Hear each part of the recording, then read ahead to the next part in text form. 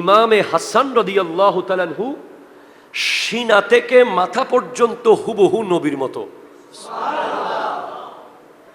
ওয়াল হুসাইন আশবাহুম বিরাসূলিল্লাহ মা কানা আসফাল মিন যালিক। আর ইমামে হুসাইন সিনা থেকে পা পর্যন্ত হুবহু নবীর মতো। নবীজি বলেছেন হাসানুম মিন্নি ওয়া আনা মিন হাসান, হুসাইনুম মিন্নি ওয়া আনা মিন হুসাইন।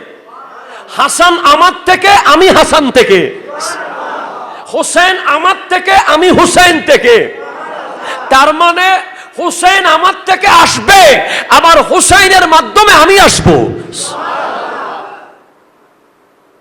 হাসান আমার থেকে আসবে, আমি হাসান থেকে আবার আসব।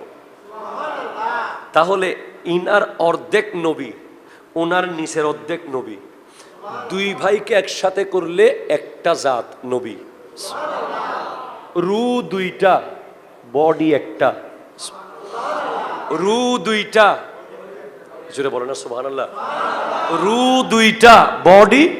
হাসানুম মিন্নি ওয়া আনা মিন হাসান, হুসাইনুম মিন্নি ওয়া আনা মিন হুসাইন। হাসানের অর্ধেক আর হুসাইন রাদিয়াল্লাহু তাআলার অর্ধেক, দুই অর্ধেক মিলে নবী। এরকম করে কেন বানাইতে হইল এদেরকে? ইনাদের মা বাবার বিয়ে জান্নাতে কেন হলো? ইনাদের বাবার মার বিয়ের মোহরানা উম্মতের গুনামাপ। ইনাদেরকে আল্লাহ সাগর কেন বলেছেন? ইনাদের ব্যাপারে নবীজি বলতেছেন আন-নুজুমু, আকাশের তারা, আমানুন লি আহলিল সামা, আকাশের তারকাগুলো হলো আসমানবাসীদের জন্য নিরাপত্তার একটা বড় সাইন। আর আমার আহলে বাইত জমিনবাসী তথা আমার উম্মতের জন্য নিরাপত্তার একটা বড় সাইন। যতদিন জমিনে আমার পরিবার থাকবে, জমিন নিরাপদ থাকবে। এত শান কেন? এত ইজ্জত কেন? পৃথিবীর কোন মুসল্লির জন্য কোন খতিব মিম্বর ছেড়ে দিয়েছে রেকর্ড নাই। একজন খতিব, যিনি খতিবদের খতিব, খতিবদের খতিব, যিনি পৃথিবীর সর্বপ্রথম খতিব, মুসলমানদের ইসলামের প্রথম খতিব, যিনি জুমার নামাজ সৃষ্টি করেছেন এই পৃথিবীতে, আমার দয়াল নবী। উনি খুতবা দিচ্ছেন। এমন কোন মুসল্লি যাকে মুসল্লায় না বসিয়ে মিম্বরে তুলতে হলো? বলে সেই মুসল্লির নাম ইমামে হাসান। আপনার মসজিদের রাশিয়ার প্রেসিডেন্ট যদি মুসলমান হয়ে আসে, আপনি কি তাকে মিম্বরে বসাইতে পারবেন? নিচে বসবে। একজন মুসল্লিকে নিচে বসানো হয় নাই, মিম্বরে বসাতে হয়েছে। আবার এতক্ষণ খুতবা যা দিয়েছেন, এই মুসল্লির দাম এত বেশি যে খুতবার বিষয় হয়ে গেছেন এখন উনি, এবং কিয়ামত পর্যন্ত ওনাদের নাম। ওয়ালা ইবনাইল কারীমাইনি সাইয়্যিদাইনি শাহীদাইনিল কমরাইনিল মুনীরাইনি যাহিরাইনি তাইয়্যিবাইনি তাহিরাইন সাইয়্যিদাইনা আবি মুহাম্মাদানিল হাসানি ওয়া আবি আব্দুল্লাহিল হুসাইন রাদিয়াল্লাহু তাআলা আনহুমা। যে যারা কারবালার মাহফিল করবে ওরা পাক পবিত্র। আরেকটা আয়াতের কথা এখন বললাম যে আমার আল্লাহ নিজেই আহলে বাইত রাসূলকে সালাম দিচ্ছে। আর একটা আয়াত বলেছি, রব্বুল আলামিন ইরশাদ করতে লাগলেন ওয়াতাসিমু বিহাবলিল্লাহি জামিআন ওয়া লা তাফাররাকু।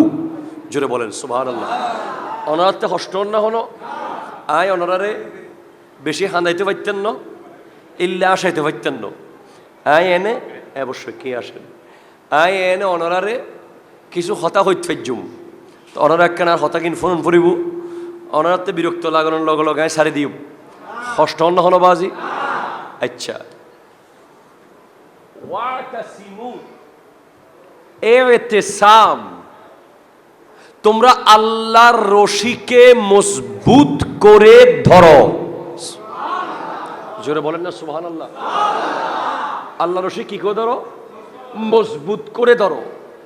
এতেসাম মানে মজবুত করে ধরা, জোরে বলেন।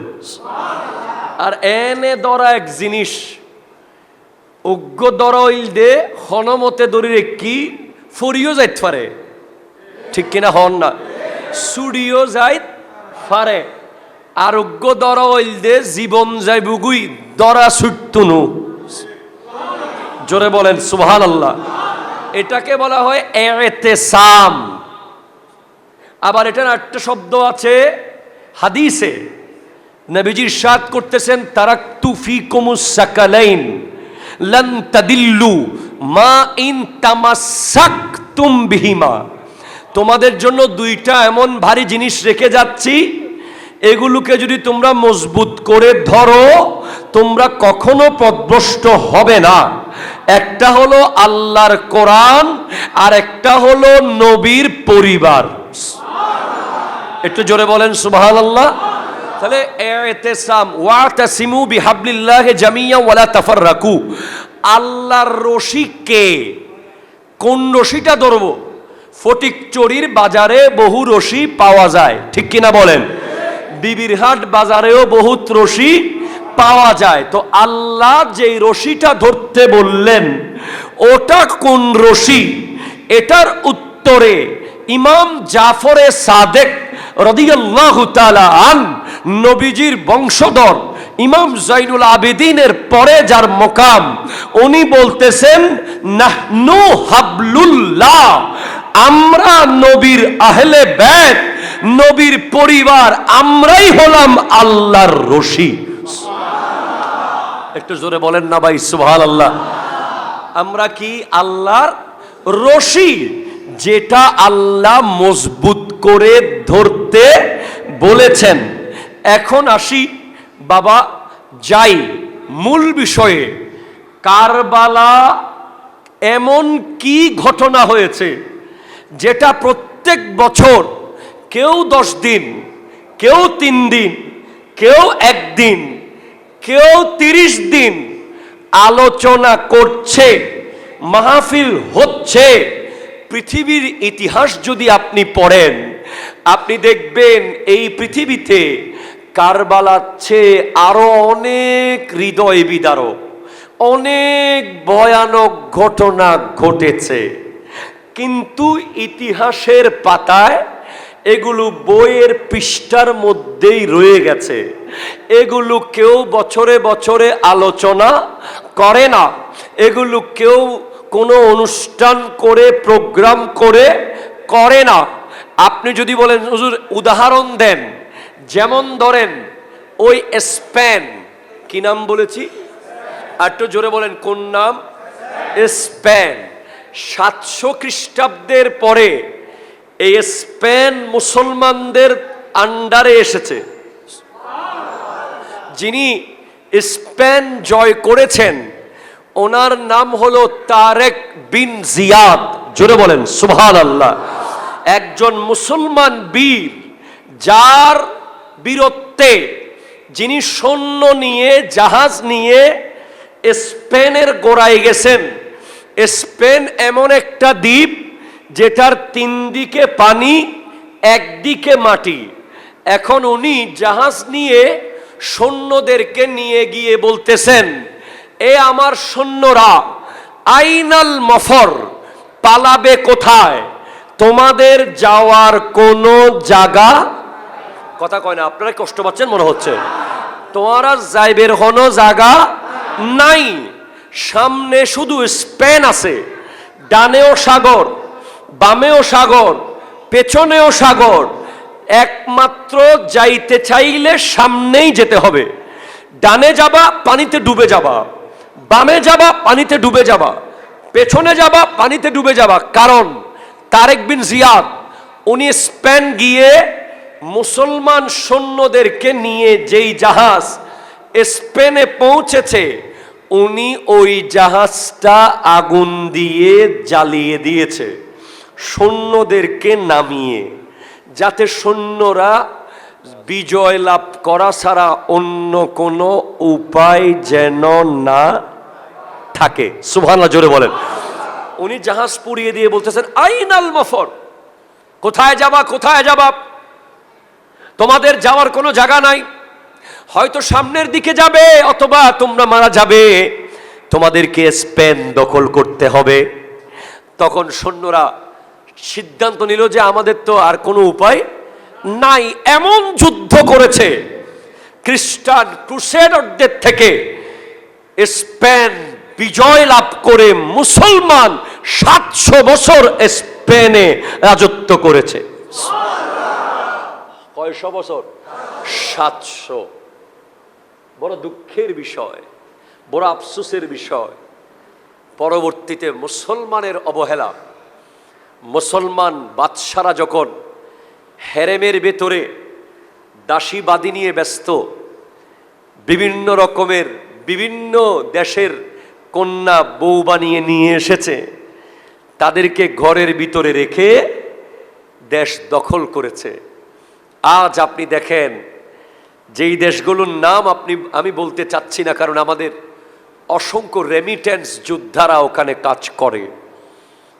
আজকের দিনের একটা ঘটনা আপনি শুনলে অবাক হবেন। এক বাবা ফিলিস্তিনের গাজার এক বাবা রুটি বালিশের তলে লুকিয়ে রেখেছে। বালিশের নিচে রুটি লুকিয়ে রেখেছে। বলে কেন? যাতে সন্তানরা ক্ষুধার জ্বালায় এক টুকরার বেশি না খায়। ওই বাপ বলছে, আগে আমার সন্তানকে রুটি খাওয়ার জন্য আমি মারতাম, কেন 2টা 3টা খেয়ে খানা শেষ করলি? 10টা খা, 5টা খা, ভালো করে খা। একটা খাইতো বিদায় বকা দিতাম, মার দিতাম যে আরেকটা যেন খায়। আর এখন এক টুকরা ছিঁড়ে দিয়েছি, ওটার থেকে বেশি যেন আর খেতে না পারে, রুটি লুকিয়ে রাখতেছি। আপনি অবাক হয়ে যাবেন যে বিমান থেকে খাবার ফেলতে হচ্ছে। আপনি আশ্চর্য হয়ে যাবেন, হাজার হাজার শিশু না খেয়ে প্রতিদিন মারা যাচ্ছে। কুকুর, আমাদের দেশের কুকুরও এত খাবারের কষ্ট ভোগ করেনি যত খাবারের কষ্ট ওই গাজার শিশুরা ভোগ করেছে। অথচ আপনি দেখবেন আমাদেরই মুসলমান ভাইয়েরা, মুসলমান দেশের রাজা বাদশারা বিশাল বড় বড় ওট, বড় বড় ছাগলের বারবিকিউ বানাচ্ছে, 2-1 টুকরো খেয়ে বাকি সব ফেলে দিচ্ছে। ইদানিংকালে আমরা অনেক কিছু ফুড ব্লগার দেখছি সোশ্যাল মিডিয়ায়,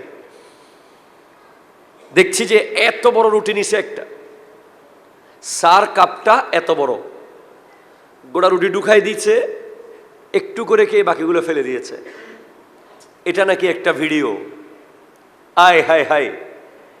অথচ যেই পরিমাণ খাবার ডাস্টবিনে ফেলা হয়, এই পরিমাণ খাবার দিয়ে কয়েকটা কান্ট্রির শিশুরা পেট ভরে চলতে পারবে। ঠিক কিনা? কথা ধরে বলেন। তো আমরা এখন ইহুদিদেরকে বদদোয়া করা সেকেন্ড অপশনে রেখেছি। আগে বদদোয়া করতে হবে ওই সমস্ত জালেমদেরকে যারা নিজের ভাইয়ের পক্ষে কথা বলে না। ঠিক কিনা? কথা বলেন, হাত তুলে বলেন ঠিক কিনা বলেন।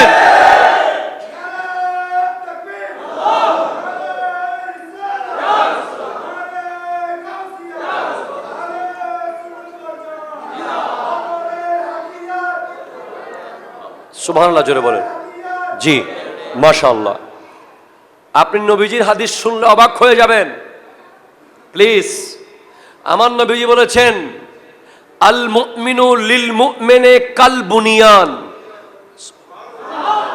এক মুমিন আরেক মুমিনের জন্য একটা বাড়ির মতো। পৃথিবীর যদি বর্তমানে 200 কোটি মুসলমান থাকে, কথার কথা 200 কোটি ইট মনে করতে হবে আপনাকে। 200 কোটি ইট দিয়ে একটা বাড়ি, একটা ইট খুলে গেলে ইঁদুর ঢুকে যাবে, সাপ ঢুকে যাবে, তেলাপোকা ঢুকে যাবে।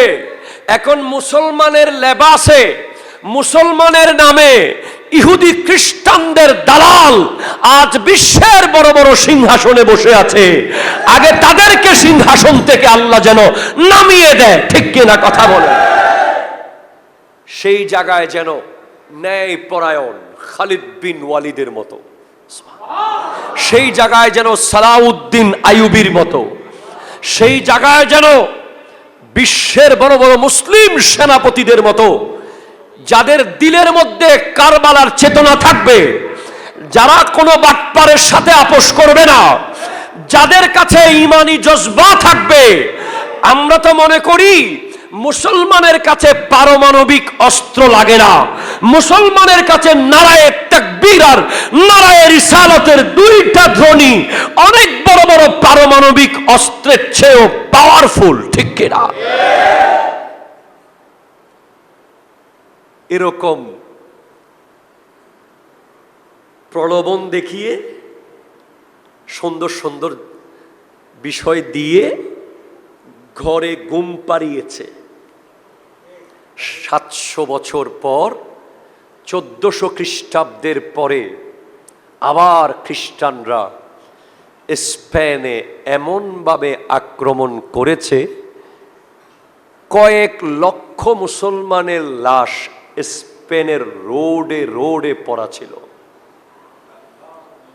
শুধু তাই না, 8000 দুধের শিশু শুধু মুসলমান হওয়ার অপরাধে মায়ের কোল থেকে এনে এনে মাঠের মধ্যে শোয়ায়া তাদের গায়ের উপরে ঘোড়া চালিয়ে দিয়েছে।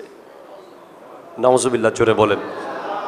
আর ওখানে 8000 দুধের শিশু যাদের গায়ের উপরে ঘোড়া চালিয়ে কিমা কিমা করে ফেলা হয়েছে,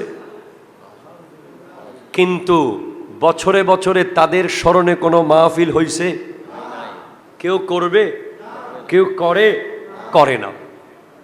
এবার আপনি যদি আসেন 1200 খ্রিস্টাব্দের দিকে, বাগদাদ আক্রমণ করেছে হালাকু খান। কি নাম?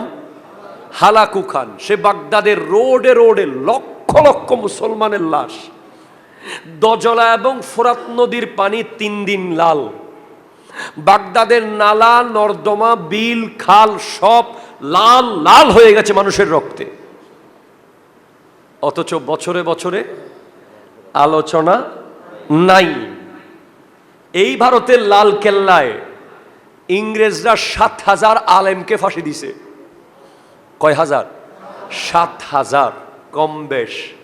ইতিহাস আলেমকে ফাঁসি দিয়েছে শুধু ইংরেজদের বিরুদ্ধে কথা বলার অপরাধে। বছরে বছরে কোনো আলোচনা নাই। কিন্তু এই শাহাদত, ইমামে হুসাইনের শাহাদত, এটা আলোচনা আমরা কেউ যদি নাও করি, ইমামে হুসাইনের শাহাদতের ওয়াজ পৃথিবীর কোনো বক্তা যদি নাও করে, কোনো অসুবিধা নাই। ওয়াজ করেছেন আমার নবী, জোরে বলেন সুবহানাল্লাহ। ইমামে হুসাইনের শাহাদতের ওয়াজ,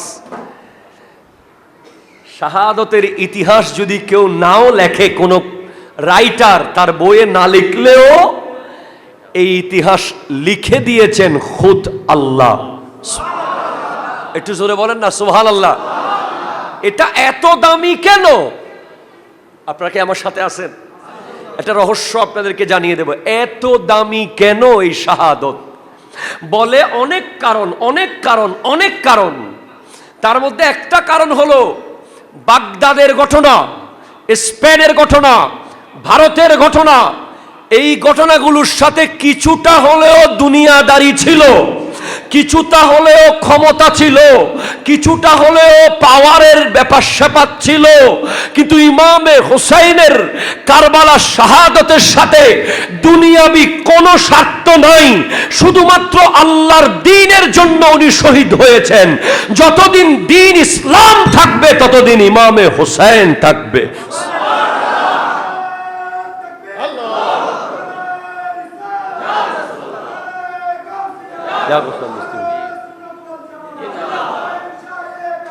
জিন্দাবাদ।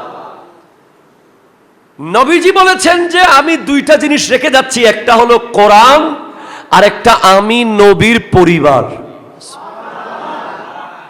কেন? পরিবার হলো কোরআনের পাহারাদার।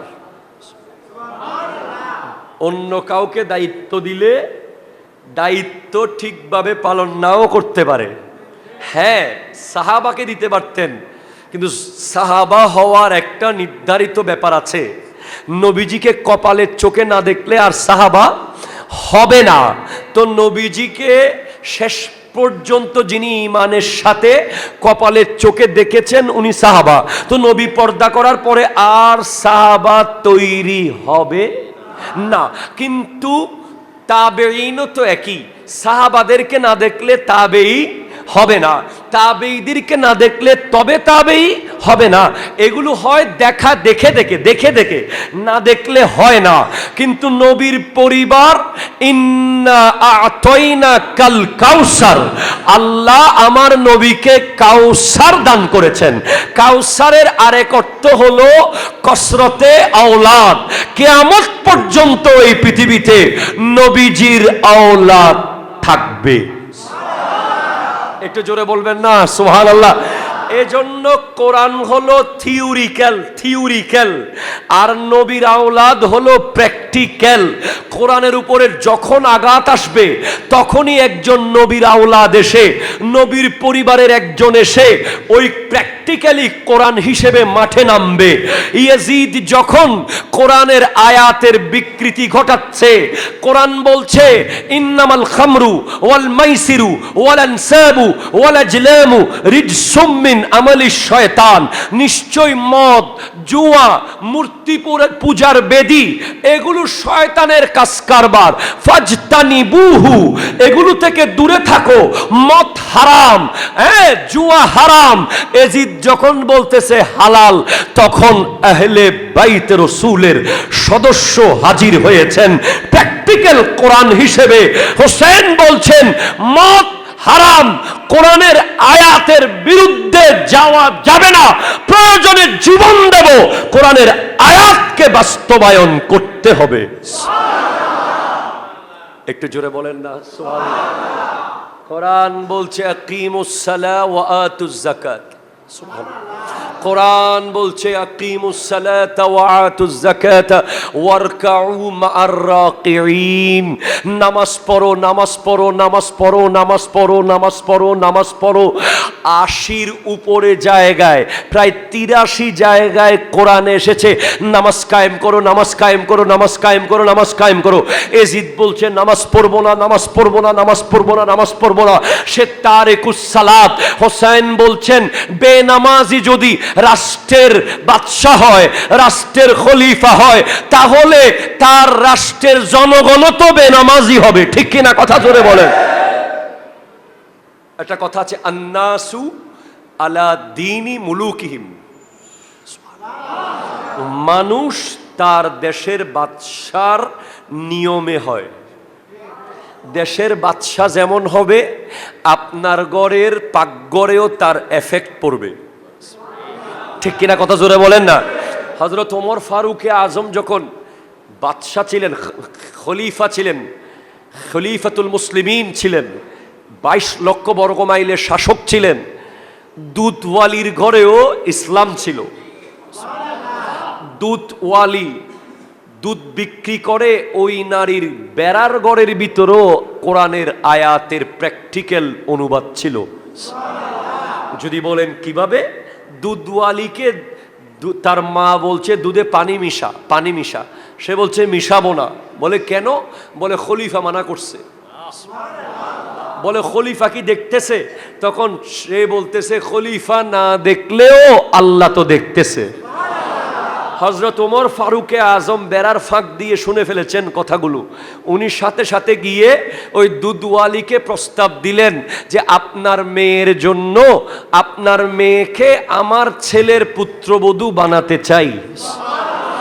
কিরে আপনি খলিফা, 22 লক্ষ বর্গ মাইলের শাসক, গোটা অর্ধ জাহান আপনার কন্ট্রোলে, আপনি আমি দুদুয়ালির মেয়েকে পুত্রবধূ বানাবেন কি দেখে?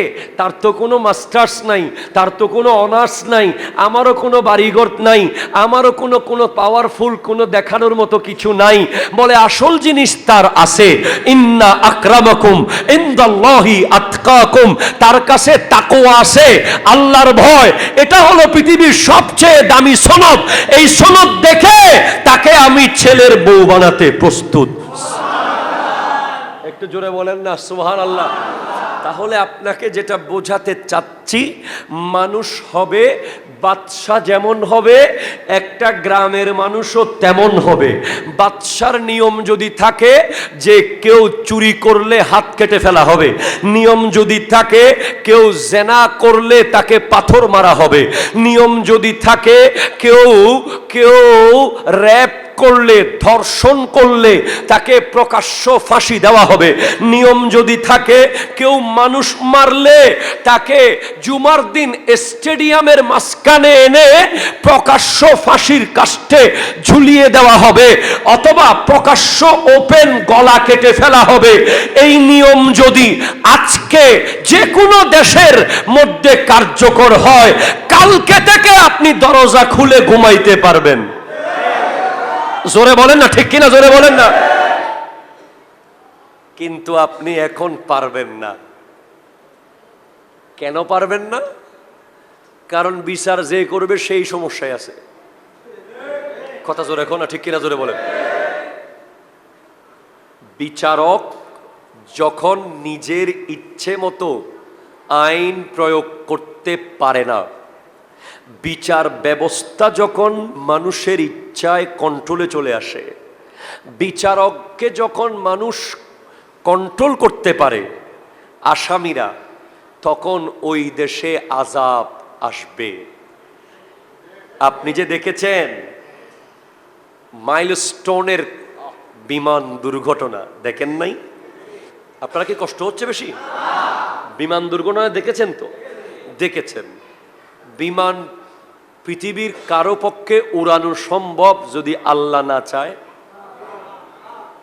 বিমানটা ওল্ড হোক আর নিউ হোক, এই যন্ত্রটা নতুন হোক পুরান হোক, যদি আল্লাহ সেটাকে আকাশে রাখে, পৃথিবীর কোনো পাইলটের পক্ষে সেটা জমিনে নামানো সম্ভব নয়।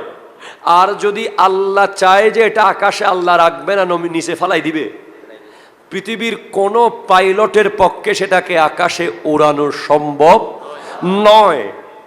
সমস্ত ক্ষমতার মালিক কে? এজন্য আমরা বিমানে উঠলে দোয়া পড়ি, সুবহানাল্লাযী সাখখারা লানা হাযা ওয়া কুন্না লাহু মুকরিনিন ওয়া ইন্না ইলা রাব্বিনা লামুনকালিবুন। ওই পুত পবিত্র সত্তার প্রশংসা, বরত্ব, যিনি এটাকে আমাদের বশীভূত করে দিয়েছেন। একটা ছোট্ট মানুষ, তাকে ককপিটে বসলে দেখাও যায় না। একটা মানুষ যখন বোয়িং 777, যেটার মধ্যে 400 যাত্রী নিয়ে জেদ্দার উদ্দেশ্যে চলে যায়, যেটা দুবাই এয়ারপোর্টের উদ্দেশ্যে চলে যায় এমিরাটস, যেটা চলে যায় এয়ার আরাবিয়া, যেটা চলে যায় সালাম এয়ার, এই বিমানে যখন ড্রাইভ করে একটা ছোট্ট মানুষ, তাকে বিমানের ককপিটে দেখাও যায় না ভালো মতো, কিন্তু তার হাতে এই বিমান গোটা বিশ্ব ঘুরতেছে। তার হাতের মধ্যে এই পাওয়ার, তার ব্রেইনের মধ্যে এই শক্তি দিয়েছেন কে? আরো জোরে বলেন কে? আমরা তো প্রায় সময় বিমানে চড়তে হয়, প্রোগ্রামের কারণে অনেক সময় এমন হয় যে বিমান নামাইতেই পারতেছে না, যেদিকে নামাবে সেদিকেই সিগন্যাল নামানো যাবে না, আবহাওয়া খারাপ। একবার চট্টগ্রাম থেকে ঢাকা আমি যাচ্ছি, ঢাকা যাইতে লাগে বেশি হলে 40 মিনিট, আমার লেগেছে 2 ঘন্টার উপরে। কোনো মতে বিমানটা নামাইতে পারে না, খালি ঘুরতেছে, খালি ঘুরতেছে, খালি ঘুরতেছে। তখন বুঝেন হৃদয়ের অবস্থা কেমন হয়। এই ধরনের বিপদগুলো বাড়তে থাকবে, কমবে না। আপনি দেখেছেন বর্তমান বাংলাদেশে এমন সিচুয়েশন হয়েছে, নারী না পুরুষ বোঝা মুশকিল। কথা জোরে বলেন না, ঠিক কিনা জোরে বলেন। একটা মানুষ যখন, এটা বুখারীর হাদিস, যখন কোনো পুরুষ নারীদের মতো চলাফেরা শুরু করে, যখন কোনো নারী পুরুষের মতো চলাফেরা করে, তাদেরকে লানত দিয়েছেন আল্লাহ এবং রসুল, তাদের উপরে লানত। আমরা দেখেছি বাংলাদেশে এমন এমন ব্যক্তি এখন সমাজের আইডল, এমন এমন ব্যক্তি এখন পত্রিকার নিউজ, এমন এমন ব্যক্তি এখন প্রিন্ট ইলেকট্রনিক মিডিয়ায় হিরো হচ্ছে, যাদেরকে আসলে উনি কি নারী না পুরুষ বোঝাই যাচ্ছে না, ঠিক কিনা কথা জোরে বলেন। আপনি কিভাবে মনে করতেছেন এগুলোর ফলাফল এত সহজ হবে? আজকে রাশিয়ার যে ভূমিকম্প হয়েছে, আজকের নিউজ, যে ভূমিকম্পের মাত্রা এত মারাত্মক যে সুনামি অলরেডি জাপানে শুরু হয়ে গেছে ভয়ঙ্করভাবে, এবং ভূমিকম্পের মাত্রার কারণে সুনামি অস্ট্রেলিয়া পৌঁছে যাচ্ছে।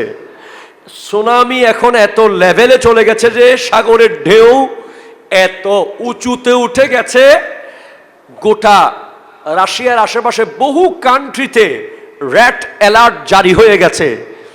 এইভাবে মানুষ কোভিড-19 দেখার পরেও পাল্টায় নাই, বিএমডিপুর ব্লাস্ট দেখার পরেও পাল্টায় নাই, বঙ্গবাজারের আগুন দেখার পরেও পাল্টায় নাই, ওই সাগরের মাঝখানে জাহাজ পুড়ে গেছে, চারিদিকে পানি ছিল, কিন্তু এক বালতি পানি দিতে পারে নাই, পাল্টায় নাই। ওই রেস্টুরেন্ট পুড়ে গেছে, পাল্টায় নাই। বিমান ব্লাস্ট হয়েছে স্কুলের ভিতরে, এর পরেও আমরা দেখতেছি কোরআন সুন্নাহর আইন লঙ্ঘন হচ্ছে, লঙ্ঘন হচ্ছে, লঙ্ঘন হচ্ছে।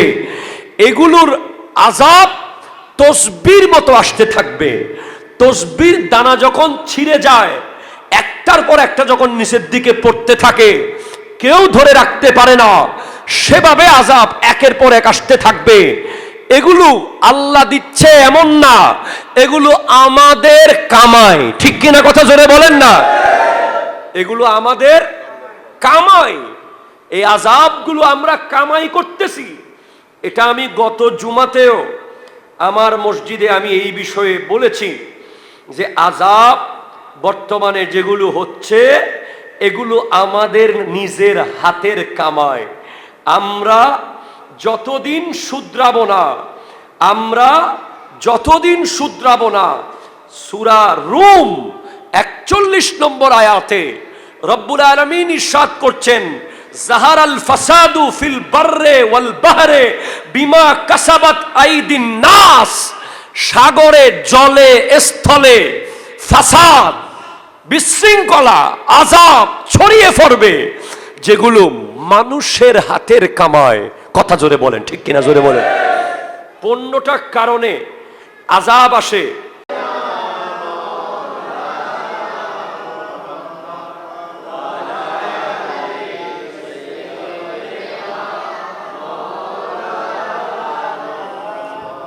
সুবহানাল্লাহ ওয়ালহামদুলিল্লাহ লা ইল্লাল্লাহ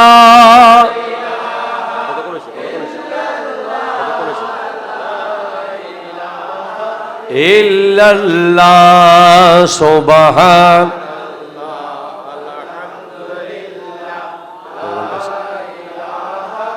ইল্লাল্লাহ।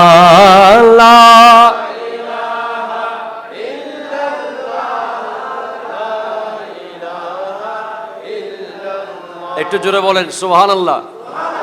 আমি কি আর 5 মিনিট শেষ করে দিব? আপনারা কি বলেন? আর 5 মিনিট করে জুমনাবাজি? আচ্ছা, এতক্ষণ আমি আপনাদেরকে আমলি কিছু কথা বলেছি সমাজ পরিবর্তনের জন্য। একটা ফিলোসফি আমি বাকি রেখে দিয়েছি, যেটা আমি আজকে বলার নিয়ত করেছিলাম।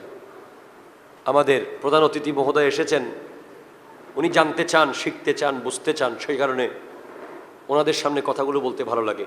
বলেন তো, আমার নবী কি শহীদ কিনা? আমার সাথে যারা, তারা কেউ বলবেন না। বাকি দর্শক অডিয়েন্সে আপনারা বলেন নবী কি শহীদ কিনা? নার পক্ষে কে কে হাত তোলেন? ওমা, নবী শহীদ নাকি শহীদ না?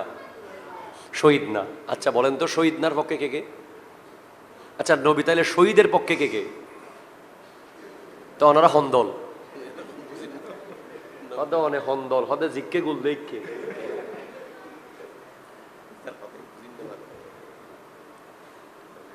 নবীজি শহীদ, জোরে বলেন সুবহানাল্লাহ। একটু জোরে বলেন না। এটা আমি আজকে প্রমাণ করে দেব আগামী 15 মিনিটের ভিতরে। কেন হাসান ও হুসাইনের এত দাম? কেন হযরতে মৌলা আলী আর সৈয়দা ফাতেমার এত মূল্য?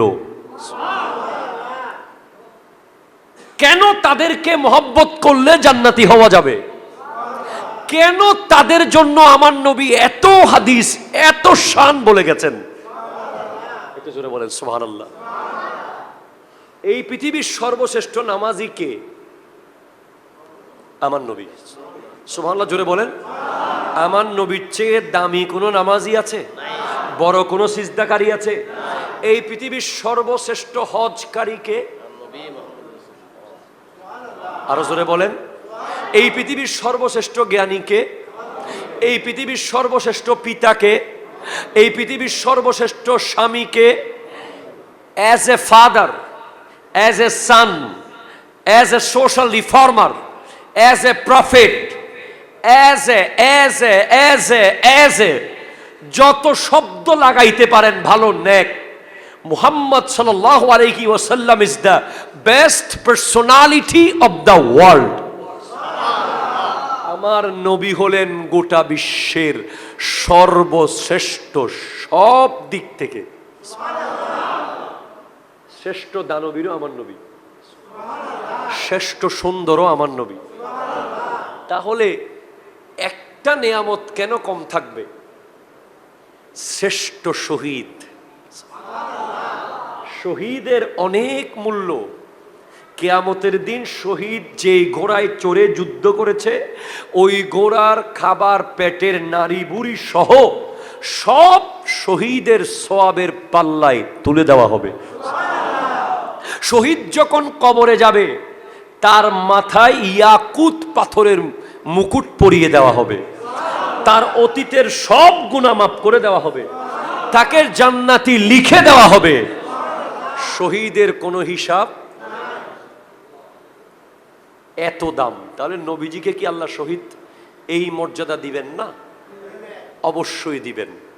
তো নবীজি শহীদ হইল কোথায়? নবীজি মারা গেলেন কোথায়? শহীদ হলে তো ময়দানে গিয়ে তলোয়ারের নিচে গলা দিতে হয়, অথবা কেউ বিষ পান করিয়ে মেরে ফেলতে হবে, অথবা আগুনে পুড়ে পানিতে ডুবে কোনোভাবে মারা যেতে হবে। আমার নবী তো এভাবে কোনোভাবেই মরেন নাই, ইন্তেকাল করেন নাই, দুনিয়া থেকে পর্দা করেন নাই। তাহলে আমার নবী কিভাবে শহীদ হলেন? হ্যাঁ, আল্লাহ আমার নবীকে শহীদের মর্যাদা দেবেন। আশ-শাহাদাতু আলা কিসমাইন, কিতাবের নাম শামে কারবালা। এটার বাংলা অনুবাদ করেছেন আমাদের জামিয়া আহমদিয়া সুন্নিয়া কামিল মাদ্রাসার সুযোগ্য আরবি প্রভাষক আল্লামা হাফেজ আনিসুজ্জামান আল কাদরি সাহেব কিবলা মুদ্দাসিল্লুহুল আলী। উনি অনুবাদ করেছেন বাংলায় এটা শামে কারবালা। এটা শুরুতেই আছে শহীদ দুই প্রকার। সুবহানাল্লাহ। হয় প্রকার? একটা হলো শাহাদাত সিররি আর একটা শাহাদাত জাহরি। সিররি মানে গোপন শহীদ, জাহরি মানে ওপেন শহীদ। আচ্ছা এবার আপনি আসেন, সিররি শহীদ হলো যাকে বিষ দিয়ে শহীদ করা হয়েছে, এটা সিররি। আর যিনি আল্লাহর দ্বীনের জন্য ময়দানে গিয়েছেন আল্লাহর কালিমাকে বুলন্দ করার লক্ষ্যে, এমন না যে গুলিগুলো একগুলোর গুলি করে দিলাম আমিও মরে গেলাম, এবার শহীদ নয়, এবার বাটফার। কথা জোরে হন না, ঠিক কিনা জোরে হন। বোমা তিনো সার্ক ফেটল লই ঢুকিলাম গুই হোলি আর্টিজেনের মতো ঢুকে নারী শিশু সব মারলাম, নিজেও মরি গেলাম, এটা শহীদ নয়, এটা জঙ্গি। ঠিক কিনা কথা জোরে বলেন। শহীদ হলো যিনি প্রথমে আক্রমণ করবে না, কোনো নারীকে আক্রমণ করবে না, কোনো শিশুকে আক্রমণ করবে না, কোনো বৃদ্ধকে আক্রমণ করবে না, ওনার গায়ে যদি আগে মারে উনি নিজেকে রক্ষা করতে গিয়ে যুদ্ধ করবে। সেই যুদ্ধে যদি ওনার শরীরের একটা অঙ্গ কাটা যায়, শব্দগুলো বুঝতে হবে, একটা অঙ্গ যদি কাটা যায় এরপরে যদি উনি মারা যান উনি শহীদ। এটা হলো শাহাদত জাহরি, ওপেন শাহাদত। এবার আসেন তাইলে, প্রত্যেকটা ইবাদতের একটা রূহ আছে, একটা বডি আছে। যখন আপনি নাওয়াইতুন উসাল্লি লিল্লাহি তাআলা রাকাতাই সালাতুল ফজর বলার আগে আপনি যখন জায়নামাজে দাঁড়িয়েছেন, তখন আপনি নামাজ যে পড়বেন এটা নিয়ত মনে মনে হয়ে গেছে না? তখন এটা ইবাদতের রূহ হয়ে গেছে। যখন আপনি তাকবীরে তাহরিমা বলে আল্লাহু আকবার বলে হাত বেঁধেছেন, তখন নামাজের ইবাদতের বডি হয়ে গেছে। একটা রূহ, একটা বডি, মানুষের একটা রূহ, একটা কি বডি। হজে যাওয়ার জন্য আপনি যখন নিয়ত করেছেন তখন রূহ, যখন আপনি ইহরামের কাপড় পরে কাবা চত্বরে নেমে লাব্বাইক বলা শুরু করেছেন, জিসিম, বডি। যেটা বলেন সুবহানাল্লাহ। শাহাদতের একটা রূহ আর একটা শাহাদতের বডি। তো আমার নবীর কাছে রূহ আছে কিনা একটু দেখি। আমার নবীজি ইরশাদ করতে লাগলেন, ইন্নী উক্তালু ফাউহিয়া, ইন্নী উক্তাল ফাউহিয়া, আমি চাই আল্লাহর রাস্তায় একবার মারা যাব, আবার জিন্দা হব, আবার শহীদ হব, আবার জিন্দা হব, আবার শহীদ হব, আবার জিন্দা হব। কে বলতেছে? আমার নবী। তার মানে নবীজির শহীদ হওয়ার নিয়ত আছে না নাই? কথা জোরে বলতে হবে, আছে না নাই? আছে না নাই? আমি অনেক কষ্ট করতেছি, আজকে 2 মাহফিলের ওয়াজ করতেছি। রূহ পাওয়া গেছে নবীজির কাছে, এখন লাগবে জিসিম, বডি। মানে নবীজিকে শহীদ হতে হবে। তাইলে নবীজি যদি শুধু শাহাদাতে সিররি হয়, তাহলে নবীজি শ্রেষ্ঠ শহীদ হতে পারবেন না, কারণ এরকম শহীদ আরো বহুত আছে। কথা কয় না, ঠিক কিনা? জোরে বলেন। অথবা শুধু যদি জাহেরি হয়, তাও শ্রেষ্ঠ শহীদ হওয়া যাবে না, কারণ জাহিরি শহীদও বহুত আছে। এখন আমার নবীকে শ্রেষ্ঠ শহীদ করতে হলে নবীকে 2টা শাহাদত দিতে হবে একসাথে। শাহাদত কয়টা লাগবে? 2টা, যাতে আমার নবীর ক্যাটাগরির কোনো শহীদ পৃথিবীতে না থাকতে পারে। কারণ একজন মানুষ 2 বার শহীদ হতে পারবে না। রূহ তো একটা, একবারই যাবে। কিন্তু আমার নবীকে আল্লাহ এমন ভাবে নিয়ামত দিয়েছেন যে নবীজি একজন শহীদ হয়েছেন 2 বার। কিভাবে হুজুর? আসেন, নবীজি ইরশাদ করতে লাগলেন, হযরতে মাওলা আলী ইরশাদ করতে লাগলেন, হযরতে মাওলা আলী, আল হাসানু আশবাহুম বিরাসূলিল্লাহি বাইনাস সাদরে ইলার রাস। ইমামে হাসান রাদিয়াল্লাহু তাআলা আনহু সিনা থেকে মাথা পর্যন্ত হুবহু নবীর মতো। ওয়াল হুসাইন আশবাহুম বিরাসূলিল্লাহি মা কানা আসফাল মিন যালিক। আর ইমামে হুসাইন সিনা থেকে পা পর্যন্ত হুবহু নবীর মতো। নবীজি বলেছেন, হাসানু মিন্নি ওয়া আনা মিন হাসান, হুসাইনু মিন্নি ওয়া আনা মিন হুসাইন। হাসান আমার থেকে, আমি হাসান থেকে। হুসাইন আমার থেকে, আমি হুসাইন থেকে। তার মানে হুসাইন আমার থেকে আসবে, আবার হুসাইনের মাধ্যমে আমি আসব। হাসান আমার থেকে আসবে, আমি হাসান থেকে আবার আসব। তাহলে ইনার অর্ধেক নবী, ওনার নিচের অর্ধেক নবী, 2 ভাইকে একসাথে করলে একটা জাত নবী। রূহ 2টা, বডি একটা। রূহ 2টা, জোরে বলো না সুবহানাল্লাহ। রূহ 2টা, বডি। হাসানুম মিন্নি ওয়া আনা মিন হাসান, হুসাইনুম মিন্নি ওয়া আনা মিন হুসাইন। হাসানের অর্ধেক আর হুসাইন রাদিয়াল্লাহু তাআলার অর্ধেক, 2 অর্ধেক মিলে নবী। এরকম করে কেন আমার বানাইতে হইল এদেরকে? ইনাদের মা বাবার বিয়ে জান্নাতে কেন হলো?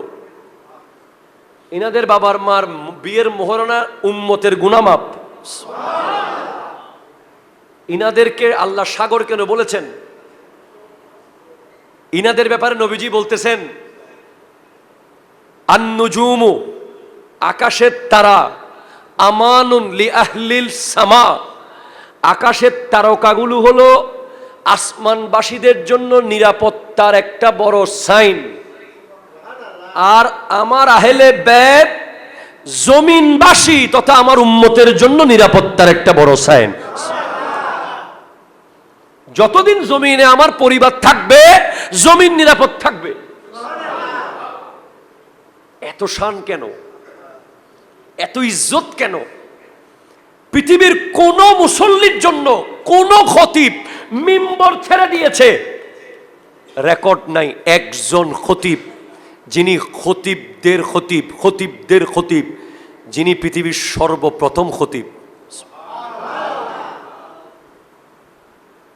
মুসলমানদের ইসলামের প্রথম খতিব, যিনি জুমার নামাজ সৃষ্টি করেছেন এই পৃথিবীতে, আমার দয়াল নবী, উনি খুতবা দিচ্ছেন।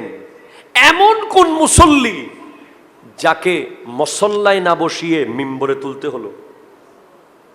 বলে সেই মুসল্লির নাম ইমামে হাসান।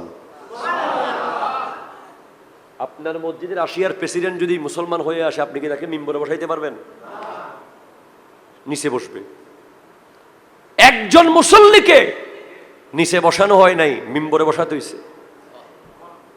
আবার এতক্ষণ খুতবা যা দিয়েছেন, এই মুসল্লির দাম এত বেশি যে খুতবার বিষয় হয়ে গেছেন এখন উনি, এবং কিয়ামত পর্যন্ত ওনাদের নাম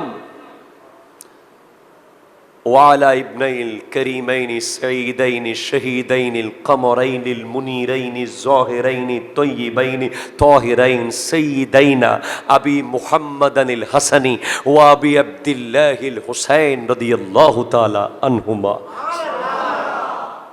এই পৃথিবীতে যতদিন জুমার নামাজ হবে ততদিন এই দুজন তাদের বাবা মার নাম খুতবার মিম্বরে খতিবকে বলতে হবে।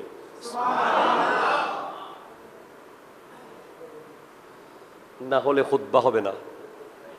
নামাজে আমার বাবাকে সালাম দিলে নামাজ ভেঙে যাবে, কিন্তু ইমামে হাসানকে সালাম না দিলে নামাজ ভেঙে যাবে।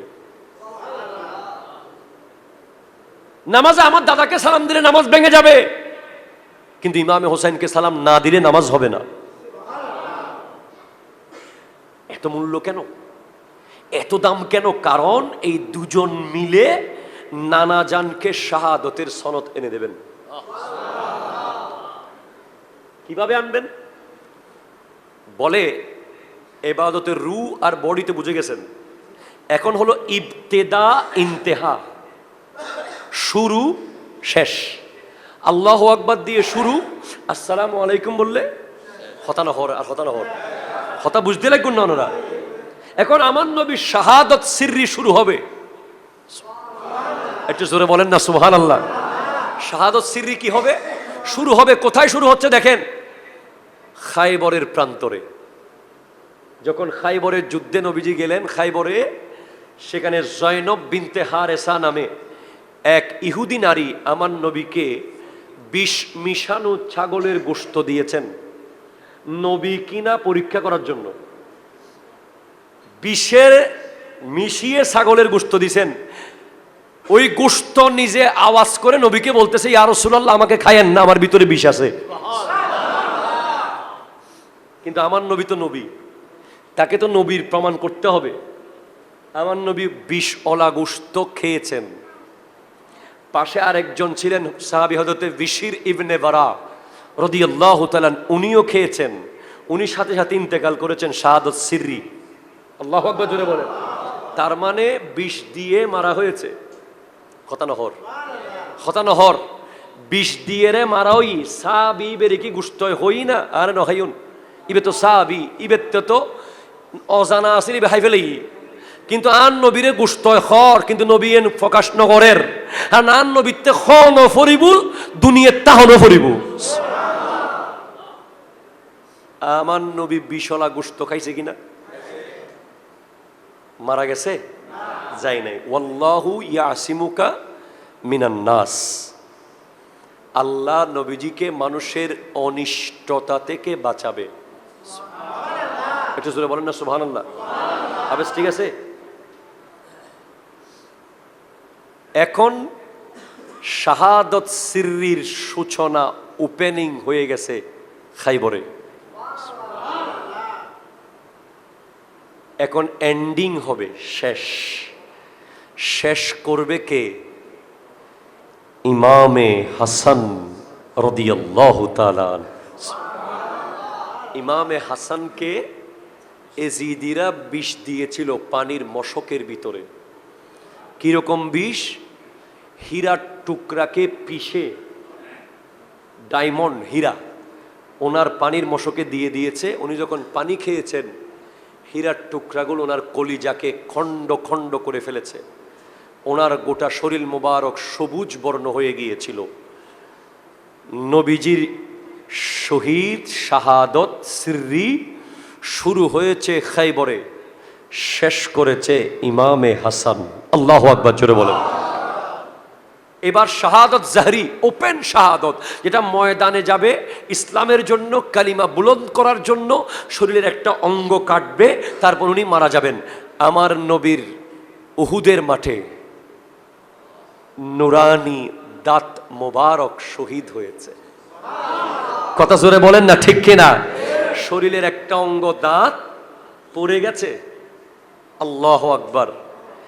এই দাঁত মোবারকের শাহাদত জাহরির ওপেন সূচনা হয়েছে উহুদে, আর সেটার শেষ হয়েছে কারবালায় ইমামে হুসাইনের শাহাদতের মাধ্যমে। আল্লাহু আকবার।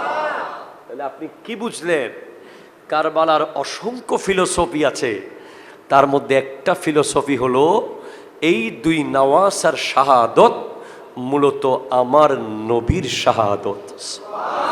এজন্য এদেরকে ভালোবাসলে নবীকে ভালোবাসা, এদেরকে মহব্বত করলে আল্লাহকে মহব্বত করা, এদের মহব্বতের নাম ঈমান। এরা জান্নাতি যুবকদের সর্দার। এদের বিরুদ্ধে গেলে মুনাফিক, জাহান্নামী। ঠিক কিনা? কথা জোরে বলেন। শেষবার বলেন, আমরা হাসানি, আমরা হুসাইনি। ঠিক কিনা বলেন? আবার বলেন, আমরা হাসানি, আমরা হুসাইনি। আমরা হাসানি, ইমামে হাসান হযরত আমিরে মুয়াবিয়া রাদিয়াল্লাহু তাআলা আনহুর সাথে সন্ধি করেছেন, আমরা তার বিরুদ্ধে যাব না। ইমামে হোসেন এজিদের বিরুদ্ধে যুদ্ধ করেছেন, আমরা এজিদের পক্ষে যাব না। আমরা যুগ যুগ জীবনভর এজিদের বিরুদ্ধে আসি, সেটা বোঝানোর জন্য শাহাদাতে কারবালা মাহফিল করব। ঠিক কিনা? কথা বলেন। আল্লাহ আমাদেরকে বোঝার তৌফিক দান করুক। কারবালা মানে সবর। কারবালা মানে কি?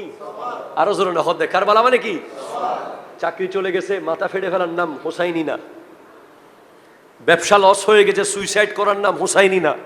পরীক্ষায় ফেল করেছে, দুনিয়াদারি ছেড়ে দেওয়ার নাম হুসাইনি না। যতই বিপদ আসুক, জায়নামাজে বসে ধৈর্য ধরে ইন্না লিল্লাহি ওয়া ইন্না ইলাইহি রাজিউন বলে আবার সেখান থেকে শুরু করার নাম হুসাইনি। কারবালা মানে নামাজ, নামাজ, নামাজ, নামাজ। নামাজ যে পড়ে সে হুসাইনি। যে ব্যক্তি নামাজ ছেড়ে দেয় ইচ্ছে করে, সে তাকে হুসাইনি বলা সম্ভব নয়। কারণ নামাজ ছাড়তো এজিদ, আর হোসেন কারবালার মাঠে 121টা তীর খেয়ে, 40টা তলোয়ারের কূপ খেয়ে, 33টা নেজা খেয়ে তার ভিতরে নামাজ পড়েছেন।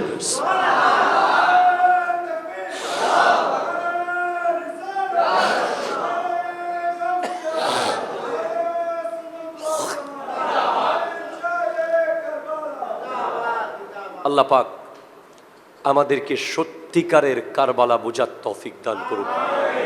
কারবালা মানে সততা, কারবালা মানে ন্যায়, কারবালা মানে সত্য, কারবালা মানে হালাল, কারবালা মানে অন্যায়ের বিরুদ্ধে কথা বলা, কারবালা মানে জুলুমের বিরুদ্ধে প্রতিবাদ করা, কারবালা মানে কোরআন সুন্নাহর পক্ষে জীবন গড়া, কারবালা মানে আহলে বাইত রসুল তথা নবীর আওলাদ এর দামান মজবুত করে ধরে রাখা।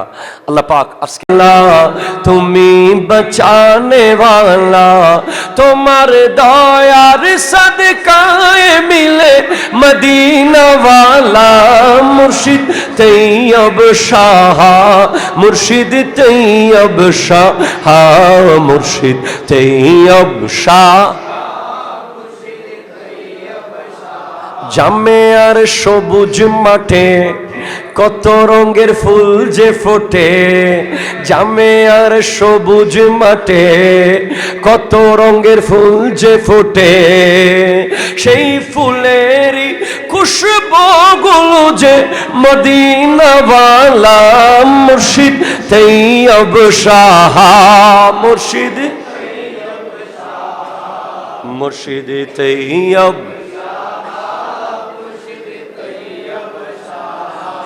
মুর্শিদ তৈয়ব শাহ, তুমি তরানে ওয়ালা, তুমি বাঁচানে ওয়ালা। তোমার দয়ার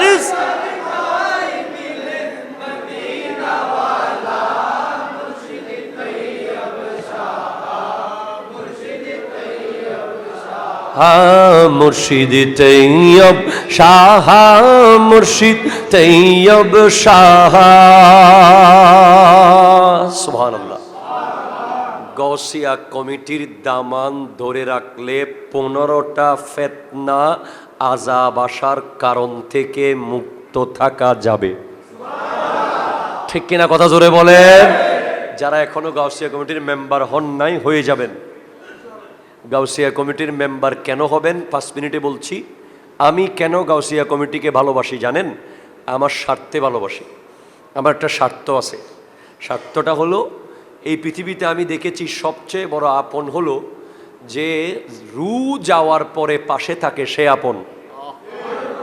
রু যাওয়ার আগে যে পাশে থাকে তার মধ্যে স্বার্থ থাকার সম্ভাবনা আছে, কিন্তু জান চলে যাওয়ার পরে যে আপনার লাশের পাশে দাঁড়িয়ে থাকবে সে আপন। এখন এমন পৃথিবী হয়েছে, বাবার লাশ দাফন করার টাইম সন্তানের নাই। কথা জোরে বলেন না ঠিক কিনা? বাবার লাশ গোসল দেওয়ার সেই নিয়ম সন্তান জানেও না। সন্তান লন্ডন, সন্তান আমেরিকা, সন্তান ইউরোপ, বাবার লাশ দাফন করতেছে মসজিদের মুয়াজ্জিন সাহেব। সন্তান ফোন করে বলে দিয়েছে, হুজুর একটু দেখেন, আমি যা লাগে করতেছি। আমি চিন্তা নাই আমার, কারণ আমি জানি যে আমার লাশ যেখানেই থাক, আমার পরিবার, আত্মীয় স্বজন, পাড়া প্রতিবেশী কেউ না আসুক, গাউসিয়া কমিটি খবর পেলে আমার লাশ এসে দাফন করবে, জানাজা পড়বে। এর চেয়ে বড় চাওয়া পাওয়া আর নাই। যদি আপনি এরকম কোন সংগঠন পান যে আপনাকে গ্যারান্টি দিবে আজকে থেকে 20 বছর পর আপনি মারা গেলে লাশ দাফন করবে, আপনি ওটা করেন। তবে আমি দেখেছি একটা লাশের বিনিময়ে 1 লাখ টাকা করে নিচে এরকম সংগঠন বাংলাদেশে আছে। একটা লাশের বিনিময়ে 5 লাখ টাকা নিচে এরকম সংগঠনও এই দেশে আছে। কিন্তু আমার গাউসিয়া কমিটি 5 পয়সা নেয় নাই। কারণ গাউসিয়া কমিটি এটা তৈয়ব শাহ হুজুর বানিয়েছেন ঠিক, নিজের নামে তৈয়বিয়া কমিটি বানান নাই। বানিয়েছেন ঠিক, বাবার নামে শ্রীকুটিয়া কমিটি বানান নাই। বানিয়েছেন গৌসুল আজম আব্দুল কাদের জিলানির নামে, যিনি বলছেন আনাল বাজি ও আশহাবু কুল্লা শাইখিন ওমান জাফির রিজালে ওতা মিসালি। আমি আব্দুল কাদের জিলানি হলাম তরিকতের আকাশের বাজ পাখি। কে আছো যাকে আমার মতো মোকাম দেওয়া হয়েছে? গাউসে পাক এমন ওলি যিনি মুরিদের গভীর রাতে মুরিদ সতরের কাপড় উঠে গেলে যিনি রুহানিভাবে গিয়ে সতরের কাপড় টেনে দিতে পারে, ওই রকম ওলির নাম শেখ সুলতান সৈয়দ আব্দুল কাদের জিলানী রহমতুল্লাহ আলাইহি। সেজন্য মুরিদি লা তাখাফ কে কর তসল্লি দে গুলামোं को कयामत तक रहे बेखौफ बंदा गौसे आजम का। खुदा के फजल से हम पर है साया गौसे हमें दोनों जहां में है सहारा गौसे अजीजों कर चुको तैयार जब मेरे जनाजे को तो लिख दे ना कफन पर ना में वाला गौसे का खुदा के फजल से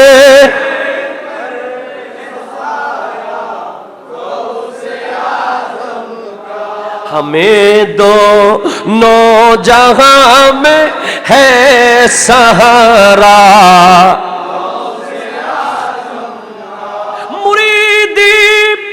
ला तकफ के कर तसल्ली दे गुलामों को कयामत तक रहे बेखौफ बंदा गौसे खुदा के फजल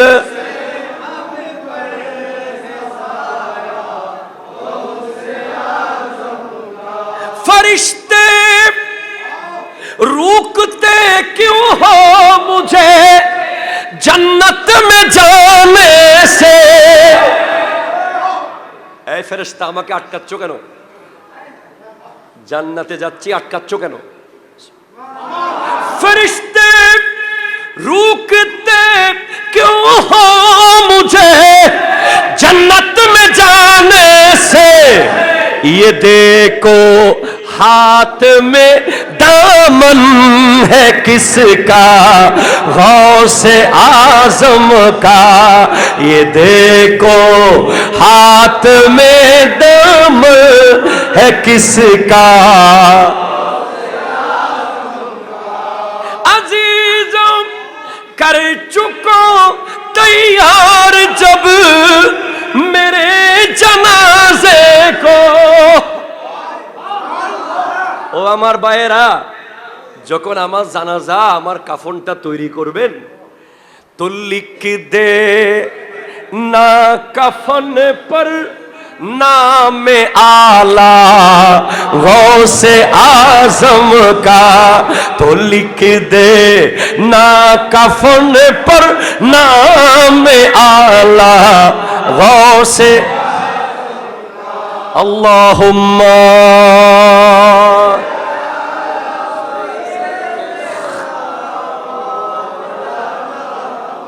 ओ अला ली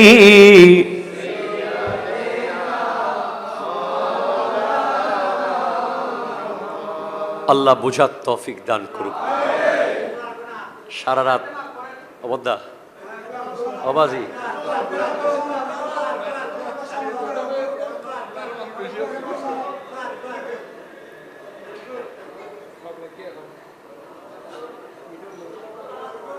রাখতে যদি চাওরে ইমান সিরি কুটির দরদামাল রাখতে যদি চাওরে ইমান সিরি কুটির দরদামান রাখতে যদি চাওরে ইমান সিরি কুটির দরদামান ইমান থাকলে সবই আছে ইমান থাকলে সবই আছে ভয় কি মোদের চিন্তা কি সৈয়দি মুর্শিদি সৈয়দি মুর্শিদি তৈয়ব শাহ কাদিরি সৈয়দি মুর্শিদি তাহের শাহ কাদিরি তাহার তরে দিতে পারি তাহার তরে দিতে পারি নিজের জান কুরবানি সৈয়দি মুর্শিদি সৈয়দি মুর্শিদি তৈয়ব শাহ কাদিরি তাহার তরে দিতে পারি নিজের জান কুরবানি সৈয়দি নূর নবীজির সৃষ্টি নূরে, আওলাদে পাক হয় কি দূরে। নূর নবীজির সৃষ্টি নূরে, আওলাদে পাক হয় কি দূরে। নূর নবীজির সৃষ্টি নূরে, আওলাদে পাক হয় কি দূরে। বৃক্ষ যদি হয় গো নূরের, বৃক্ষ যদি হয় গো নূরের, ফল হবে তার সব নূরি। সৈয়দি মুর্শিদি, সৈয়দি মুর্শিদি তৈয়ব শাহ, আহা সৈয়দি তাহের শাহ কাদেরী, তাদের তরে দিতে পারি নিজের জান কোরবানি। সৈয়দি জামে আহমদিয়া সুন্নিয়ালিয়া, জামে আহমদিয়া সুন্নিয়ালিয়া, জামে আহমদিয়া সুন্নিয়া আলিয়া। প্রতিষ্ঠাতা আওলাদে রসুল, প্রতিষ্ঠাতা আওলাদে রসুল সৈয়দ আহমদ সিরিকুটি, সৈয়দি মুর্শিদি।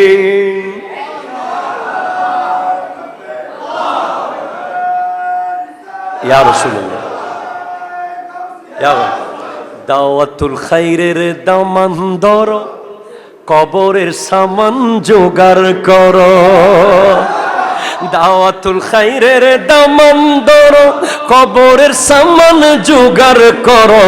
দাওয়াতুল খাইরের দামান ধরো, কবরের সামান জোগাড় করো। কবর হাসর ঠিক থাকিলে, কবর হাসর ঠিক থাকিলে, ভয় কি মোদের চিন্তা কি। সৈয়দি মুর্শিদি, সৈয়দি মুর্শিদি তৈয়ব রে, সৈয়দি মুর্শিদি তাহের শাহ কাদেরী, তাহার তরে দিতে পারি নিজের জান কোরবানি। সৈয়দি সৈয়দি মুর্শিদি। আসসালামু আলাইকুম ওয়া রাহমাতুল্লাহি ওয়া বারাকাতুহু।